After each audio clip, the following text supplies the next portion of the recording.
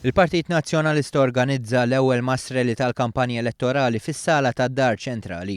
Ir-rally kien indirizzat mill-kap tal-Oppożizzjoni Simon Busuttil u s-Segretarju Ġenerali Chris Said li reġgħu irrepetew l-istess kritika tal-aħħar xhur. Fid-diskors tiegħu Simon Busuttil qal li l-Partit Nazzjonalista qed isejjaħ lill-elettorat biex ikun hemm mal-partit li huwa wieħed ħaj b'qalb li tħabbat u bid-demm mibaqbaq. Fi żmien fejn esponenti tal-Partit Nazzjonalista kienu kritiċi tal-mod kif mexa l-partit fil-kwistjoni u kien żvelat li tul id-diskussjoni fuq l-Unjoni Ċivili, saħansitra kien hemm min għedded bir-reżenja Said għalhekk. Għaqadna l-Partit Nazzjonalista mill-ġdid u llum għandna grupp parlamentari maqut. Intant għal darb'oħra Simon Busuttil kritika l-programm ta' ċittadinanza b'investiment approvat mill-Kummissjoni Ewropea.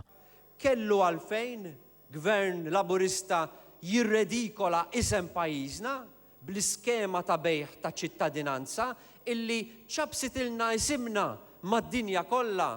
Simon Busuttil qabbel ukoll il-Prim Ministru Joseph Muscat ma' salesman.